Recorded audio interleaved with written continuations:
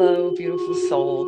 Welcome to the channel. This is Mimi, your twin flame coach, bestie, guru, lighthouse, whatever you want to call me, your girl.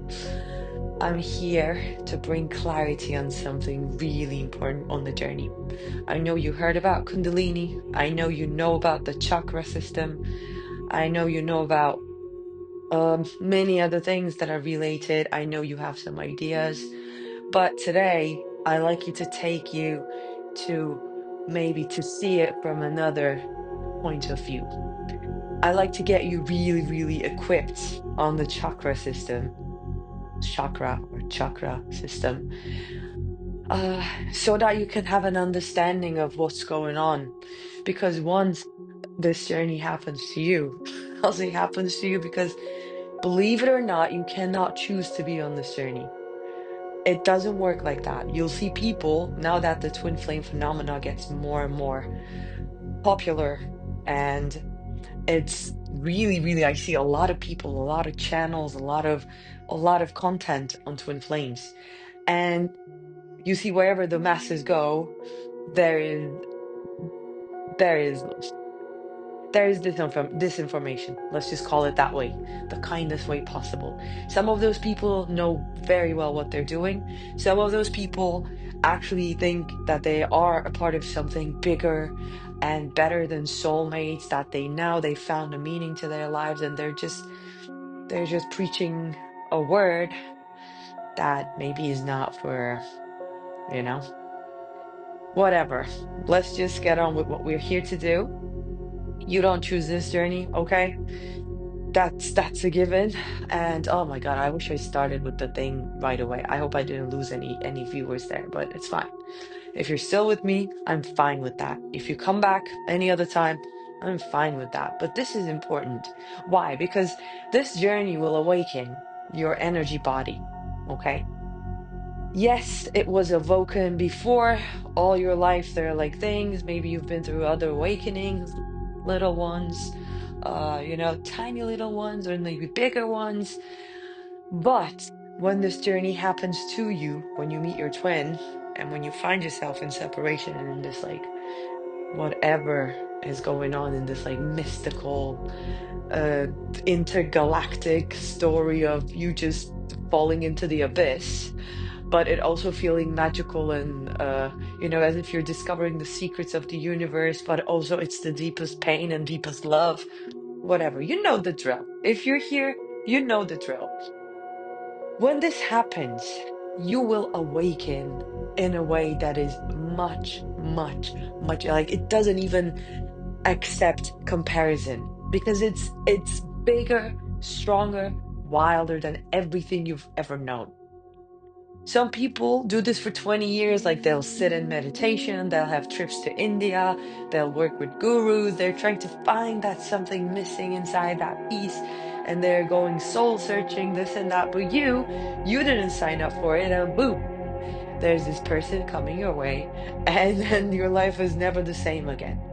In the beginning, it feels like a curse, but then you'll see your life is never like it's used to be, but your life is actually aligning with your truth and is becoming something that is beyond your wildest dreams. Okay. How does the chakra system affect you on the journey? The chakra systems are like spinning vortexes of energy. It is where you sometimes block, or where you store trauma, all this has been weighing on you, all the belief system that has been like messing with your alignment, all that has been making you feel like not enough, not good enough, and not worthy enough. All that is actually everything we go through, everything we hear, say, everything, even like things that we don't consider to be important information, are stored in our energy body.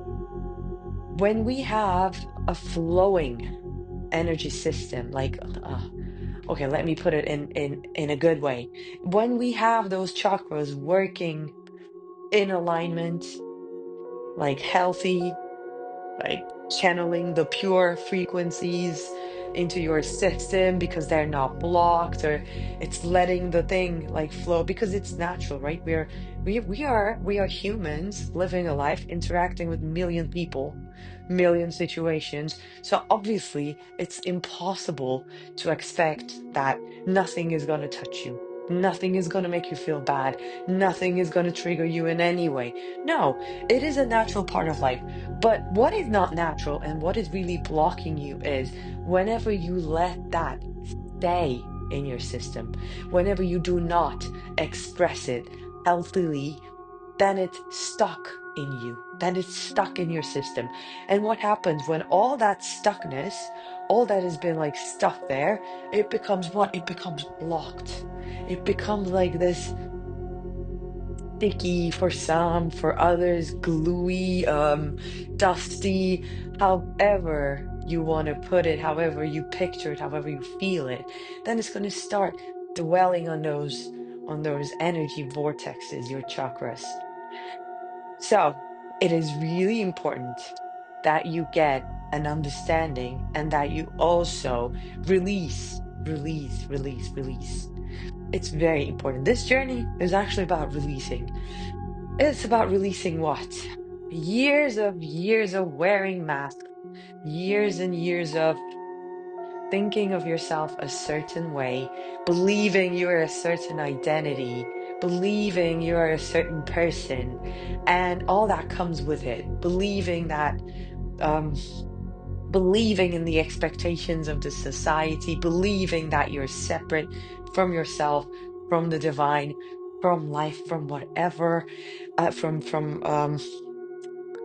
I didn't mean whatever, but I just wanted to say you fill in the blanks. Yeah. Whatever is most hurtful for you will differ. For every person, it is sometimes it's feeling excluded. Sometimes it's feeling so included that it actually is weighing on you because you feel like you're always on the spotlight. Yeah. That's what I mean when I go on and give examples and just go whatever. Because you and me and each of us, we're unique, although we have like similar pain points, although there are like some really main ones on the twin flame journey that are really being like exposed, we all have a different story, and your story is unique to you. So in those chakras, what is really blocked, what is really kept, is whatever you couldn't digest, whatever you couldn't really process, and you just decided to, ah, no, later, or nah, I'm ignoring this. You didn't do it obviously in this conscious way, like how I'm like giving you a picture, like as if you went like, okay, I don't want to process this, I don't want to process that. But it doesn't go like that. It doesn't work like that. It is an internal mechanism that will let you or won't let you really face that shadow at the moment in time. Because what happens sometimes when it's too heavy to really see what's going on, sometimes it's too heavy to see if there's pain, sometimes it's too heavy to see that you're not really fully in your potential. So, whatever your case is, imagine all those little things, every little heartbreak, every little failure, every little judgment, every little split second that you felt that weird anxiety of that existential dread and of believing that you are the mind, and that it's the endless chatter of the mind, whatever it tells you, whatever it gives you, it's restored. Maybe I'll make another video on the body, like a physical body, because it is also restored in the body. So this video, I didn't have a script. I'll guess I'll just make a series, but in this video, there's something that if you take one thing from this video, I want it to be that you really grasp the importance of releasing, of expressing. When I say expressing, it doesn't have to be expressing it to someone else, something else, or creating necessarily a work of art from your pain. Doesn't mean that. It could be you screaming into a pillow, okay? It could be you driving like with music on, blasting and crying your eyes out, and just saying the things that really hurt you deep inside. And trust me, when you fully are ready to release, it's not going to be like from a script. It's not going to be like, okay, I'm writing a letter and now this is what I want to say. No, you'll even be surprised what is going to come through your words, what's going to come out your mouth. Like, I remember just driving and starting to cry, and I was just saying things I didn't know I felt. But I was in such a spot where I was just, where there was a clear channel. That's the thing. You got to create clear channels without judging, without really having expectations of what is wanting to come out. You just got to create the channel so it comes out. Imagine it's like, remember the times when you are in a meditation. Let's say you found a nice meditation on YouTube and it's telling you to walk down a path, open a door, and there is something waiting for you.